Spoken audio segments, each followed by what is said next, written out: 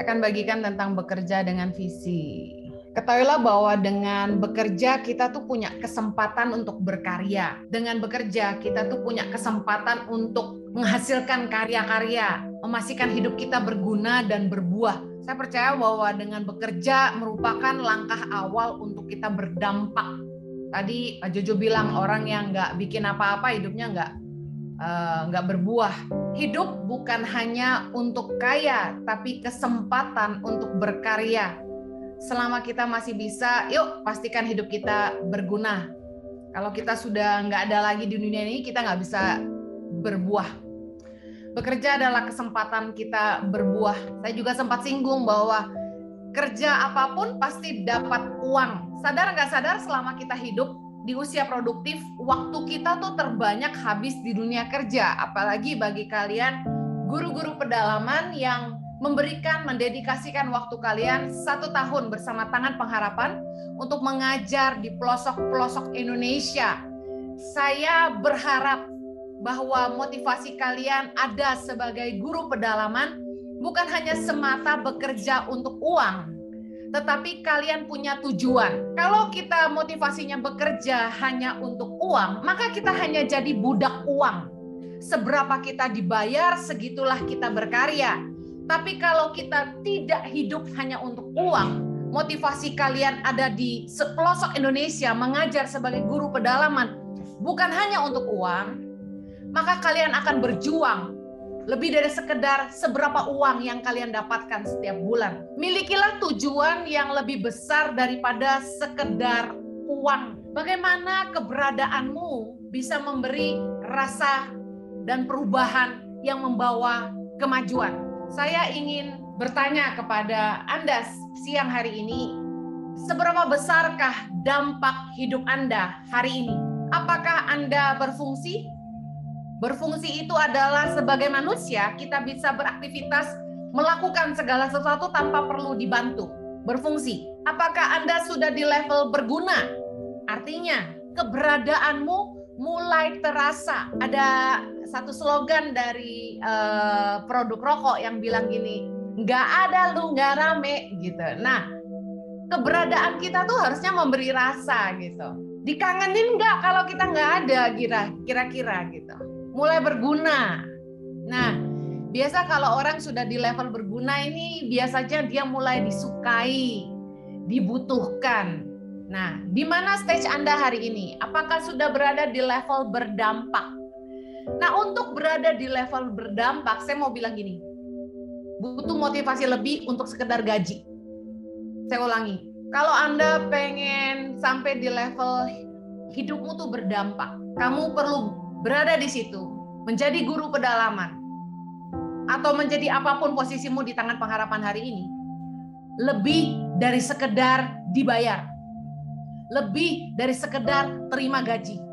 Orang yang berdampak adalah orang-orang yang mengerjakan lebih dari sekedar gaji. Keberadaan kita di sebuah organisasi atau perusahaan harusnya menambah nilai, memberi rasa, memperbaiki apa yang salah, meningkatkan apa yang kurang. Pelan-pelan baca lagi. Keberadaan kita di sebuah organisasi atau perusahaan instansi harusnya menambah nilai, memberi rasa, memperbaiki apa yang salah, meningkatkan apa yang kurang. Contoh, tadinya Tangan Pengharapan di desa itu nilainya 5. Tapi karena engkau menjadi guru yang sangat keren, guru yang luar biasa, tidak hanya mengajar tapi mengubah. Engkau membuat Tangan Pengharapan di masyarakat punya angka 8, itu sudah menambah nilai. Tadinya kampung itu lesu, nggak punya harapan. Tapi karena engkau guru yang luar biasa, engkau membawa sukacita, membuat murid-muridmu berasa bahagia. Anak-anak didikmu tadinya nggak punya kasih sayang dari orang tua. Mereka nggak tentu arah. Tadinya nggak bisa ngerti gimana cara belajar yang baik. Tapi karena engkau hadir, engkau memberi rasa di sebuah desa. Memperbaiki apa yang salah. Engkau bilang gini, nggak benar ini sekolah. Masa guru-guru digaji nggak pernah datang sih? Masa 6 kelas saya ngajar berdua? Ya kan guru-guru pedalaman kami utus berdua. Minimal berdua. Di Halmahera kan lebih. Papua juga lebih. Memperbaiki apa yang salah. Kita nggak komplain dengan keadaan, tapi kita coba perbaiki dan buat perubahan. Saya masih ingat saya pergi ke Nias, anak-anak nggak ada yang ngerti apapun yang saya ngomong. Mereka nggak bisa berbahasa Indonesia. Saya ngomong mereka bengong liatin saya. Tetapi 1 tahun Aprianto di sana, anak-anak sudah bisa membaca. Di akhir tahun saya kunjungi lagi, mereka sudah bilang gini, halo Mama Heni, oke. Wah saya luar biasa, bahagia. Meningkatkan apa yang kurang. Di sana kalian lihat, Bu Heni ini fasilitasnya kurang. Atap bocor, kami kehujanan. Pernah cerita ini datang ke Tangan Pengharapan. Anak-anak duduk di kolong meja pada saat hujan karena atap kelasnya bocor. Biasa kan, sekolah kelihatan bagus dari luar, dalamnya padahal atapnya bolong, atap jendelanya nggak ada, lantainya rusak. Tidak sedikit sekolah pemerintah di pedalaman Indonesia yang kita perbaiki. Meningkatkan apa yang kurang. Kalau orang itu datang ke sebuah perusahaan dengan attitude, SOP-nya nggak ada, aturannya nggak benar, pemimpinnya jelek, kantornya kacau, kerjaan tumpang tindih. Saya mau bilang, attitude yang kayak gini, Anda nggak akan berdampak. Orang-orang yang berdampak adalah orang-orang yang bisa berpikir lebih, menambah nilai, memberi rasa, memperbaiki apa yang salah, meningkatkan apa yang kurang. Kan bukan bagian saya, Bu Heni. Kalau engkau peduli, cuma sedikit satu rasa peduli untuk bisa memberi lebih. Dekati teman, apa yang saya bisa bantu. Sebenarnya itu tugas kamu, tapi saya mau bantu. Perlu sedikit rasa peduli untuk memberi lebih. Itu yang membuat hidupmu jadi berarti. Kalau engkau ingin mengukur dampak hidupmu hari ini, berapa banyak orang yang hidupnya sudah engkau ubahkan? Berapa banyak siswa yang karena keberadaanmu hari ini tidak menjadi bodoh? Mereka bisa baca, mereka bisa tulis. Jangan tiap bulan nunggu gaji. Semua orang hidup perlu uang, tapi bekerjalah lebih dari sekedar uang supaya hidupmu tuh jadi berarti.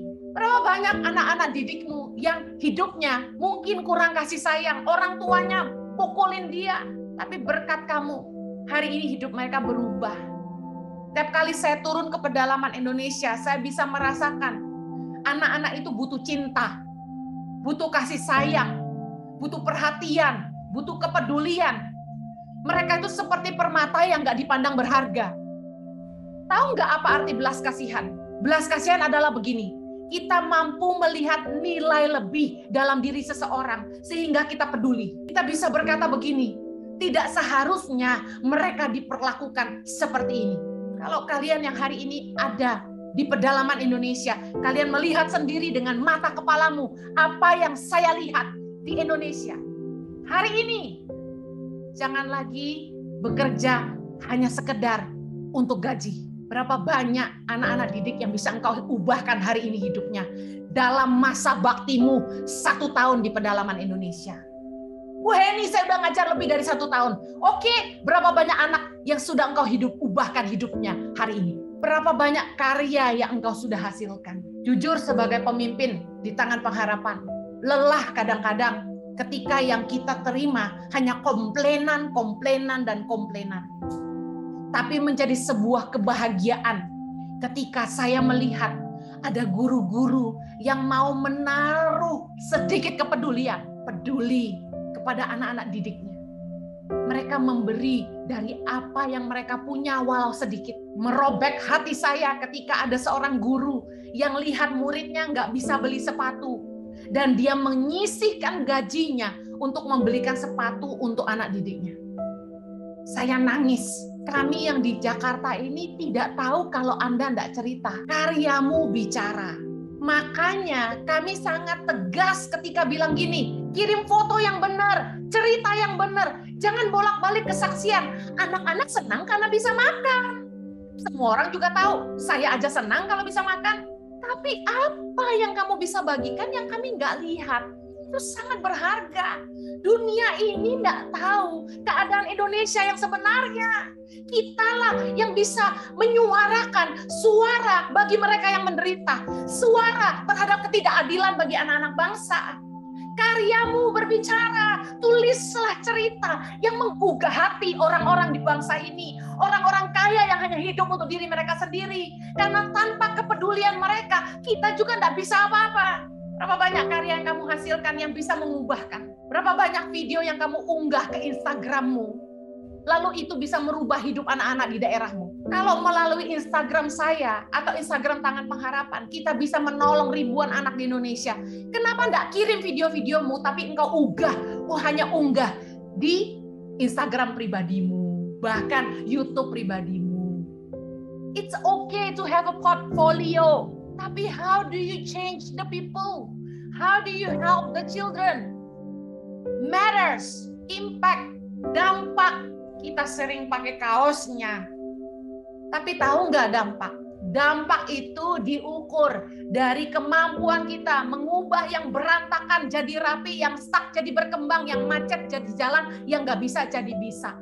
Dengan menjadi guru pedalaman di Tangan Pengharapan, 1 tahun engkau sedang diberi peluang untuk membuktikan dirimu, engkau sanggup hidup berdampak, mengubah dari yang nggak bisa jadi bisa, yang buta jadi melihat, yang miskin jadi kaya. Tadi kalian bertanya, di waktu luang kami mengajar, bolehkah kami mencari income tambahan dengan jualan pulsa, cari apa yang kami bisa jual dari masyarakat? Saya senang kalau ada yang bisa menghasilkan uang lebih untuk membantu keluarganya. Kenapa tidak? Tetapi, kenapa tidak pernah berpikir begini? Ketika kita sedang menolong orang lain, sebenarnya hidup kita ikut ditolong. Kalian ada di pedalaman, 1 tahun bersama dengan masyarakat. Kalian hidup dengan mereka, kalian bergaul dengan mereka. Kalianlah yang paling mengerti potensi yang mereka miliki di setiap desa. Tahu nggak? Mereka tuh seperti orang-orang buta yang nggak bisa melihat harta. Harta yang mereka punya. Lalu kalian datang ke sana dan kalian bisa melihatnya. Kenapa tidak menolong mereka menggalinya? Tolong mereka, gali apa yang mereka punya. Cari jalannya supaya mereka bisa berjual di luar daerah mereka. Bayangkan, saya itu punya satu mimpi aja buat anak-anak pedalaman. Satu hari nanti kalau kamu sudah selesai kuliah, kembalilah ke daerahmu. Kalau kamu bisa berkarya di situ, mama pesan satu, buka jalan. Apa itu buka jalan? Orang itu nggak bisa ke Papua, ke pelosok NTT. Kenapa nggak ada jalannya? Buka jalan buat desamu supaya mereka dikenal. Orang-orang bisa beli barang-barang yang ada di situ. Kenapa Indonesia tidak maju? Karena transportasi menjadi tantangan terbesar. Kirim apa-apa ke Papua mahal, kirim apa-apa ke Mentawai mahal. Asrama Tangan Pengharapan di Mentawai paling sedikit anaknya tapi paling besar biayanya. Kenapa? Karena semua 2 kali lipat. Biaya pembangunan menjadi 2 kali lipat. Kami bangun sekolah, kami bangun asrama di pedalaman Mentawai hari ini. Biayanya 2 kali lipat. Dibandingin yang kami bangun di Kupang, dibandingin kami bangun di Atambua. Kenapa? Karena semua dikirim dari Jawa ke Padang, Padang ke Mentawai dengan biaya yang sangat mahal. Saya bilang kalau anak-anak pedalaman bisa sukses ke depan, bikin jalan, buka jalan untuk kampungmu. Yang kedua, bangun sekolah di kampungmu. Berdaya masyarakatmu. Orang lapar nggak bisa didoakan, harus ditolong. Bagaimana orang mau percaya sama kita kalau mereka lapar aja kita nggak tolong mereka? Kalau kamu mau ukur dampakmu, serba banyak anak yang hidupnya engkau ubahkan, seberapa banyak masyarakat yang sudah engkau tolong. Latih mereka, makanya di Tangan Pengharapan kami sediakan pelatihan yang tidak sedikit biayanya. Setiap tahun kalian diundang ke Jakarta, dilatih. Apa pelatihannya? Pertama, karakter building, supaya kalian ngerti bagaimana mendidik anak-anak di pelosok Indonesia. Orang sukses tanpa karakter sia-sia. Orang pintar kalau nggak punya hati nurani jadi jahat. Yang kedua, kalian dilatih bagaimana mengajar dengan cepat. Anak-anak bisa belajar baca tulis dengan cepat. Teknik mengajar yang praktis. Yang ketiga, kami ngajarin kalian apa? Pemberdayaan masyarakat. Tujuannya apa? Kalian harus bisa menolong masyarakat di pedalaman keluar dari kemiskinan dengan ilmu-ilmu yang kami ajarkan. Bantu mereka. Bayangkan hanya untuk makan sayur yang mereka bisa tanam, mereka nggak punya uang. Kami sudah bantu bibit. Tahu nggak, untuk mengirim tenaga-tenaga pelatih untuk mengajar kalian dan mengutus kalian ke pedalaman itu butuh biaya besar. Itu investasi kami buat Indonesia. Dan kalau kalian yang sudah dilatih nggak ngajarin mereka, malah mikirin apa yang kalian bisa cari untuk diri kalian sendiri, menurut saya sia-sia. Ketika kalian menolong mereka, melatih mereka, lalu ikut panen sama mereka, menguatkan mereka, yuk tanam lagi. Lalu kalian bantu jual di pasar. Bayangkan, hasilnya kan nggak seberapa ya, tapi buat mereka sangat berharga. Bayangkan kalau kalian kemudian selesai jadi guru pedalaman, kalian yang tahu di sana sumber kelapa bisa bikin pabrik VCO, kenalan sama orang yang bisa ekspor ke Jepang. Kalian instan jadi pengusaha yang menolong rakyat jelata. Ketahuilah, ketika kita sedang menolong hidup orang lain, sesungguhnya hidup kita sendiri ditolong. Apa yang kamu tabur tuh nggak akan pernah sia-sia. Satu hari kamu akan menuai. Ada yang guru tadi bilang, kalau dari gaji saya banyak bantu orang, daripada nabung gimana? Saya kasih tahu, hidup ini ada waktunya menabur, ada waktunya menuai. Saya sama suami saya hari ini menuai. Dari puluhan tahun kami menabur. Percayalah, hasil tuh nggak pernah mengkhianati proses. Apa yang kamu tabur, kamu tuai. Bilang amin di tempatmu masing-masing. Orang rajin jadi pemimpin.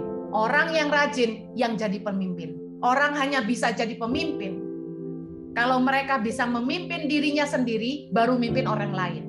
Jangan sok mimpin orang kalau diri sendiri nggak bisa dipimpin. Tangan orang rajin itu memegang kekuasaan, tetapi kemalasan mengakibatkan kerja paksa. Artinya gini, orang tuh kalau malas, kerja tuh harus dipaksa. Maaf, ditendang belakangnya, baru jalan. Kenapa orang itu kalau kerja itu kayak terpaksa, menderita? Karena dia malas. Orang rajin itu mimpin dirinya sendiri. Dia punya inisiatif. Dia bangun pagi, dia tahu dia harus buat apa. Dia sudah punya agenda. Dia sudah punya target. Oke, dalam 3 bulan anak-anak sudah harus bisa baca. Dalam 6 bulan anak-anak sudah harus bisa begini. Dalam 8 bulan anak-anak sudah begini. Sebelum saya selesai di Taman Pengharapan, anak-anak sudah harus begini. Masyarakat didekati, dibimbing. Saya puji Hokop di Kalimantan Barat, guru pedalaman kami yang baru di Kalimantan Barat. Dia dekati masyarakat, ikut menanam, ikut menuai, ikut panen. Sama anak-anak dia bimbing, ikut ibadah sama masyarakat. Keren, memimpin diri sendiri. Waktumu 1 tahun tuh berharga, gak sia-sia. Kamu pergi dari situ, kamu akan berbahagia. Kenapa? Karena kamu akan dikenang, kamu disayang, dan kamu dirindukan. Jangan jadi orang malas. Jangan sok ngaku beriman tapi nggak mau kerja keras. Kalau hari ini kalian bilang, Bu, saya sudah lesu, sudah letih, nggak punya semangat. Izinkan saya bagikan ini 3 pendorong semangat kerja. Yang pertama, enjoyment. Your work is your hobby. Pekerjaanmu adalah kesukaanmu. Ketika kita punya hobi dan kita kerja di hobi kita, itu menjadi sesuatu yang kita nikmati. Kamu seneng ngajar nggak? Nah, dulu kalau nggak seneng ngajar, kenapa jadi guru pedalaman? Sekarang kalau kamu hobi ngajar, harusnya kamu enjoy kerjaan. Demen ngajar gitu loh, kayak saya gini, demen cerewetin orang.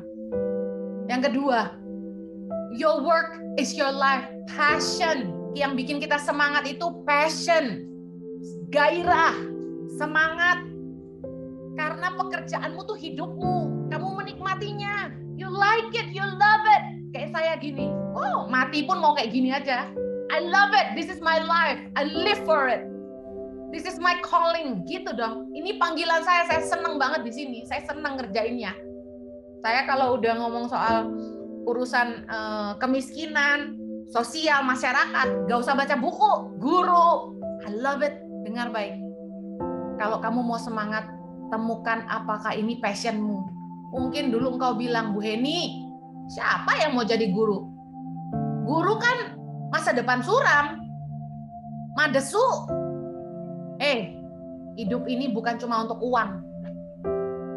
Banyak orang kaya nggak bahagia, hartanya melilit, tapi penderitaannya juga. Hidup ini bukan cuma untuk uang. Kalau kamu ketemu passionmu di situ, money doesn't matter. Nah, kalau money masih matter, berarti gini, mungkin kamu cocoknya jadi pengusaha. Jangan jadi guru, karena guru itu pengabdian, panggilan. Orang itu kalau nggak panggilan, memang akan jadi perhitungan. Bu Heni, munafik lah, orang hidup di dunia ini butuh uang, jelas. Tapi kalau kamu ketemu passionmu, saya kasih tahu, kebahagiaan tuh nggak bisa dibeli dengan uang. Satu hari nanti, kamu akan lihat, kalau kamu hidupi passionmu, kamu akan jadi hebat di situ dan orang akan bayar kamu mahal untuk itu. Saya kan merintis Tangan Pengharapan tuh 15 tahun lebih nggak digaji. Tangan Pengharapan nggak bayar saya. Malah saya cari uang buat Tangan Pengharapan. Tapi karena saya menghidupi passion saya bahagia. Lalu karena passion itulah saya menjadi ahli di bidang ini. Kemudian saya diundang menjadi pembicara oleh universitas-universitas. Diundang perusahaan-perusahaan untuk menginspirasi staf-stafnya. Bahwa kerja nggak cuma buat uang. Bayangin, yang dari tadinya passion nggak menghasilkan, sekarang passion saya itu menghasilkan. Passion membuat kamu bergairah. Punya kreativitas tiada habisnya. Orang itu dibayar mahal karena kreativitasnya. Yang ketiga, pendorong semangat kerja itu visi. Makanya bekerjalah dengan visi. Kamu punya tujuan. Dari apa yang kamu kerjakan hari ini, kamu punya tujuan, nggak sekedar digaji. Tadi saya udah bilang, tujuanmu apa jadi guru di situ? Hanya sekedar untuk memenuhi kebutuhan hidup, tapi kamu nggak punya visi, kasihan kamu. Kamu cuma jadi budak uang. Saya mau share ini. Orang yang menghidupi passion nggak perlu dipaksa untuk bekerja. Passion itu membuat orang bersemangat, bergairah, dan kreatif dalam pemikirannya. Orang yang kerja tanpa visi itu kuli. Ngerti kuli? Kerja tuh disuruh. Angkut ini, ambil itu, gali ini, pasang itu. Itu kerja tanpa visi. Karena disuruh-suruh baru kerja. Kerja tanpa visi itu kuli. Tapi orang yang punya visi tapi nggak juga beraksi, itu juga cuma pemimpi, ngimpi. Mau kaya tapi nggak mau kerja. Visi tanpa aksi itu pemimpi. Mari bekerjalah dengan visi. Kamu punya tujuan lebih. Miliki tujuan yang lebih besar daripada sekedar gaji. Bagaimana keberadaanmu bisa memberi rasa, membawa perubahan yang membawa kemajuan. Bahagia nggak sih? Lihat anak-anak tuh yang kamu datang, baca nggak bisa, ngitung nggak lancar. 1 tahun kamu ngajar, mereka fasih baca. Mereka jago ngitung.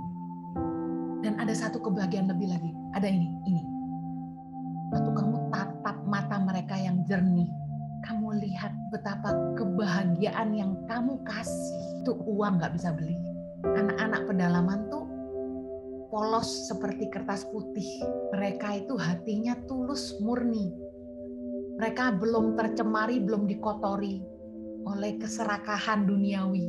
Dan ketika mereka tatap kita, yang mereka harap cuma cinta. Bahagia nggak sih? Dan betapa Tuhan itu memberi kamu kesempatan untuk menuliskan sejarah dalam hidup mereka. Saya punya guru waktu SMP.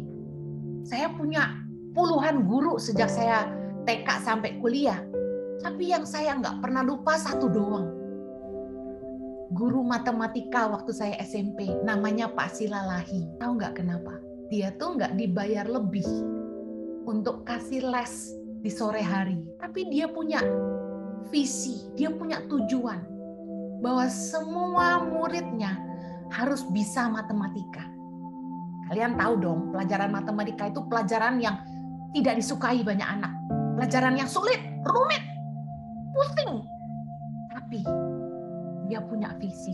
Dia ingin anak-anak didiknya gemar matematika dan pandai matematika. Dia tidak dibayar untuk memberi les di sore hari. Tapi dia sisihkan waktunya dan kami pulang sekolah, makan, istirahat, balik sekolah, les lagi. Hari ini saya ingat dia sampai saya mati nanti. Kenapa? Berkat Pak Silalahi, saya lulus ujian kelas 3 SMP itu dengan NEM 100 untuk matematika. Bagaimana bisa lupa? karena apa yang dia berikan sangat berharga. Bu Heni, saya pengen dipromosi, saya bosan hidup begini-begini. Tahukah? Promosi dari Tuhan datang bagi mereka yang hidupnya berdampak, skillful and excellent. Orang yang sekedar bisa itu biasa. Kalau kamu cuma sampai di level functional, berfungsi, berguna sih sedikit. Let me tell you, you are average, you are mediocre, itu biasa.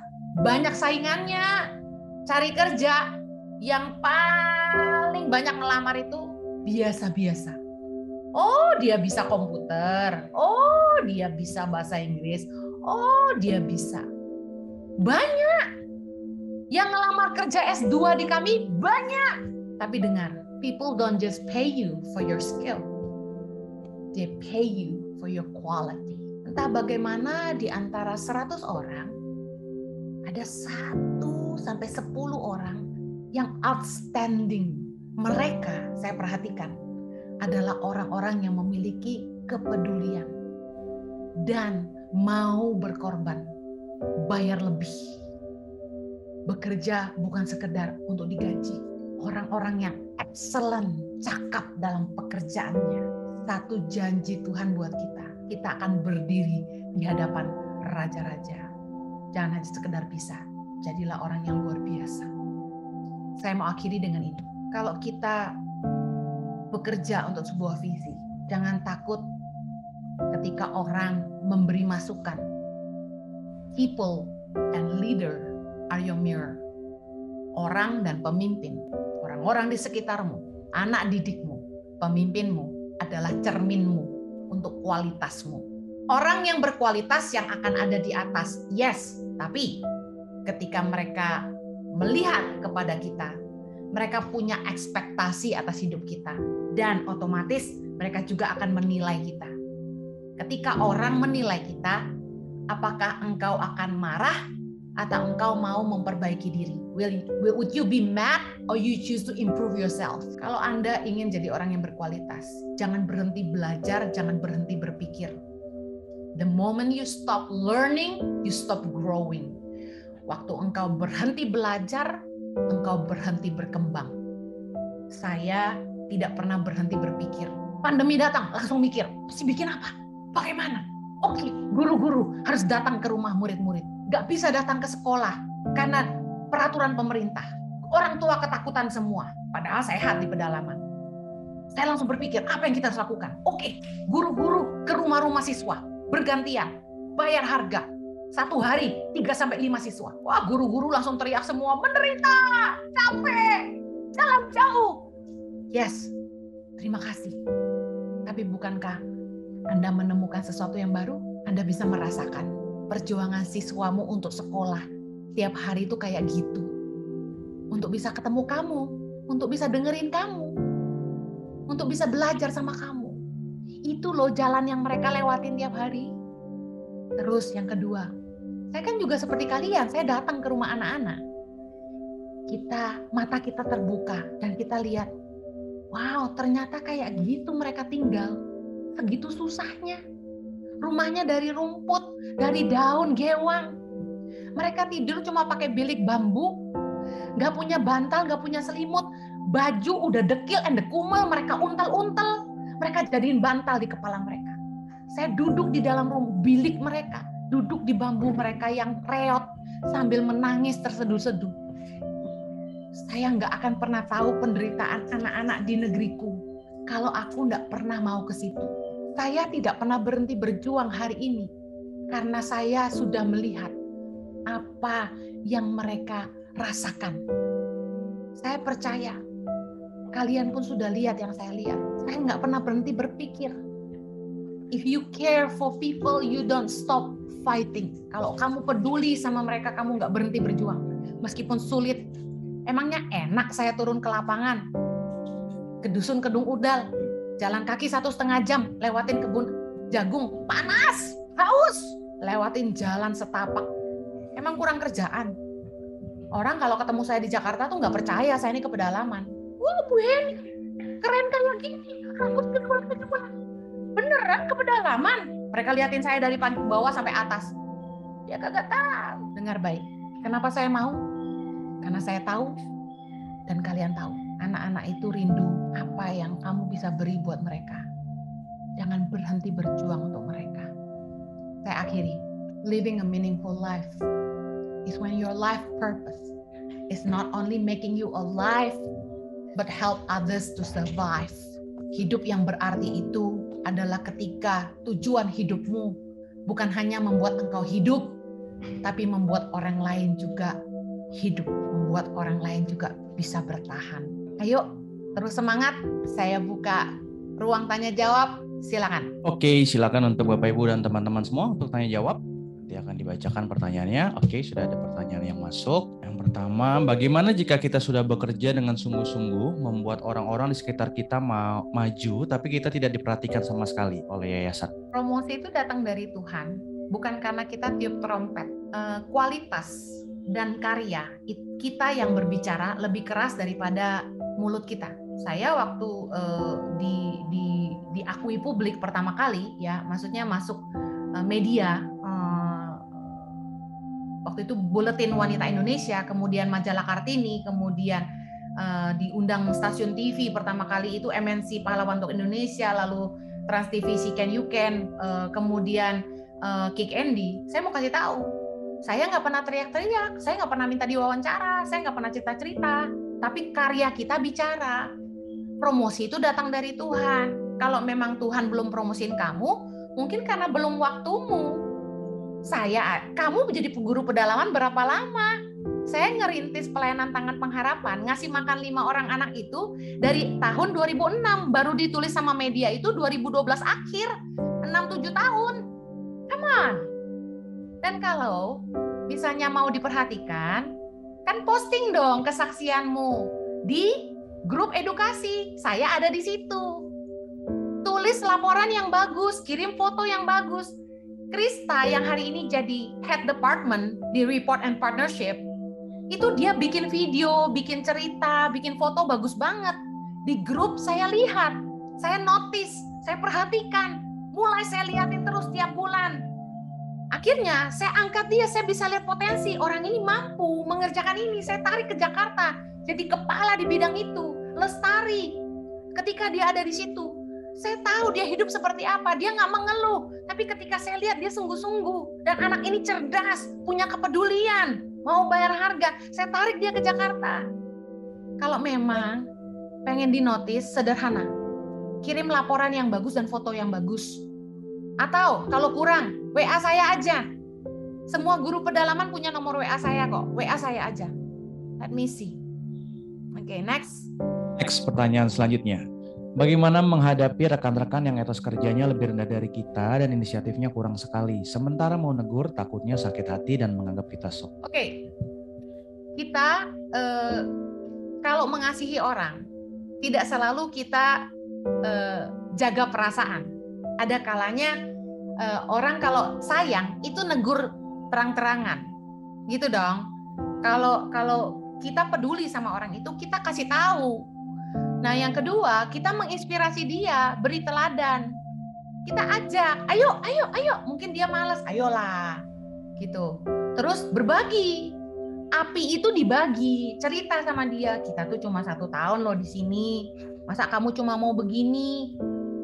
Mendingan yuk kita bikin apa? Ayo jadi inspirator gitu loh. Jadi motivator buat temen-temenmu yang memang nggak punya semangat gitu. Jadi teladan buat mereka, itu penting. Next. Ya, kasih tahu, ajak, dan bagi apinya. Siap. Selanjutnya, apakah hidup belum bisa disebut berarti atau berdampak ketika sudah berusaha tapi hasilnya belum terlihat atau terlihat tapi kecil? Everybody start somewhere.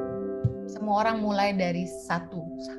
Jadi kita jangan pernah ngerasa kecil dengan karya-karya kita, karena paling nggak kita sudah mulai. Lebih baik berbuat sesuatu daripada nggak buat sama sekali, ya kan? Next. Bagaimana jika kita tidak satu visi dengan sekeliling atau rekan kerja? Apakah kita mempertahankan atau visi tersebut kita ubah? Atau kita harus keluar dari ruang lingkup tersebut? Kita nggak bisa maksa visi kita ke orang lain.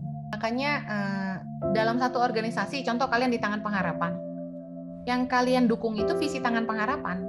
mencerdaskan anak-anak di pedalaman. Karena mereka nggak bisa baca tulis, sekolah-sekolah mereka nggak ada gurunya. Makanya kami mengutus kalian ke sana. Ketika kalian bekerja, visi kalian adalah mendukung visi perusahaan tempat kalian bekerja. Jangan pakai visi pribadi.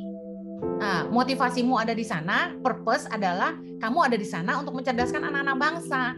Dan kemudian memberi peluang kepada anak-anak pedalaman yang berprestasi untuk bisa dapat beasiswa sekolah di sekolah pedalaman, sekolah berasrama Tangan Pengharapan. Nah, jadilah guru yang baik yang bisa melihat potensi anak-anak. Karena kalian yang tiap hari bersama mereka, kalian yang tahu kemampuan mereka.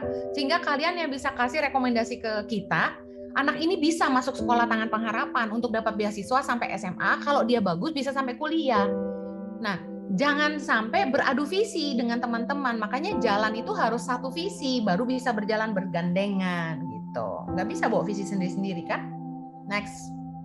Oke, ini pertanyaan yang terakhir karena belum ada pertanyaan lagi yang lain. Apa yang harus kita lakukan ketika kita sebagai guru sudah mengeluarkan potensi diri yang ada untuk membangun karakter anak, tetapi orang tua mereka kurang mendukung?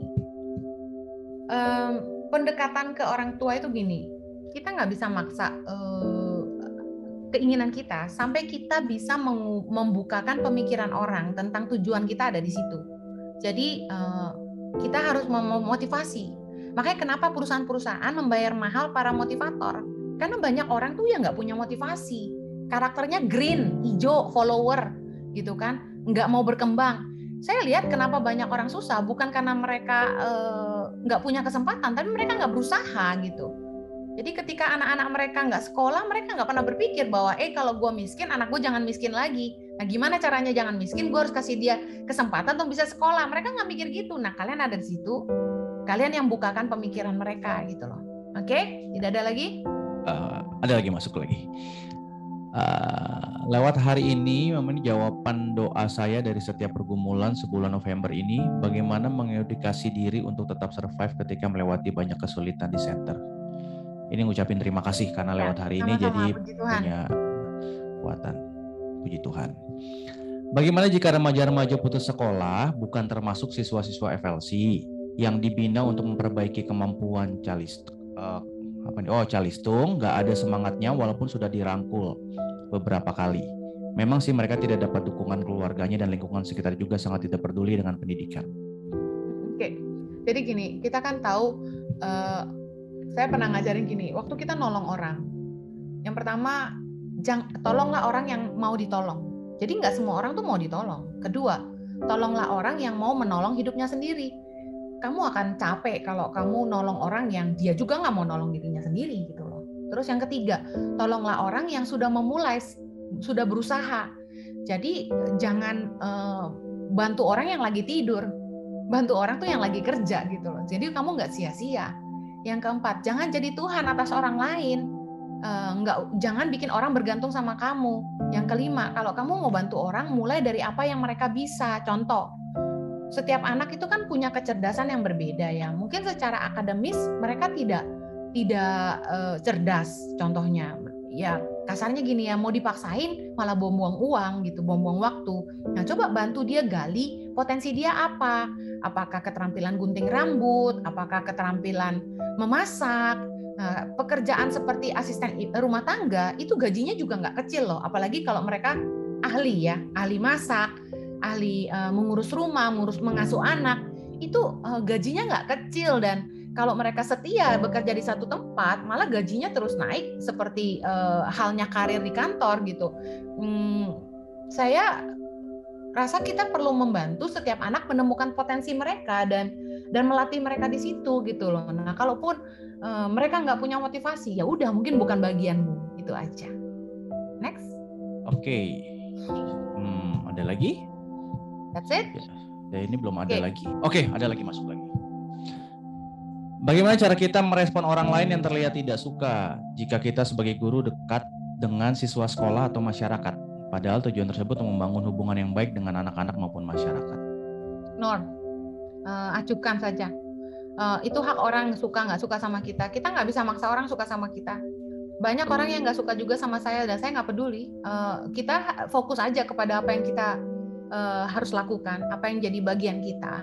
Dan kadang-kadang kita terlalu pesimis dan negatif ketika kita fokus hanya kepada segelintir orang yang nggak suka sama kita, padahal sebenarnya banyak yang sayang sama kita gitu. Fokus aja sama anak-anak yang membutuhkan kamu, jangan fokus sama pendapat orang tentang kamu gitu. Anyway, sebelum di akhir sesi ini, saya ingin bilang sama semua guru bahwa Tuhan kasih visi untuk saya melahirkan guru-guru buat Indonesia. Jadi ke depan ini kami akan mengadopsi anak-anak lulusan SMA kelas 3. Jadi kalau kalian ada tahu anak-anak lulusan kelas 3 SMA yang cerdas secara akademis ya. Karena tujuannya jadi guru. Jadi mereka cerdas secara akademis. Tolong kasih masukan ke kami per wilayah aja. Kan saya ada di grup semua wilayah. Bisa kasih masukan untuk anak-anak SMA kelas 3 yang cerdas secara akademis untuk kami beri beasiswa jadi guru untuk diutus ke Indonesia. Rencananya 3 tahun kuliah itu mereka akan diperlengkapi dengan teori dan praktek, lalu kami utus ke seluruh Indonesia. Bisa rekomendasi anak-anak dari seluruh Indonesia. Oke. Itu aja dari saya. Thank you all. Kalian baik-baik. Okay. Ya, God bless you.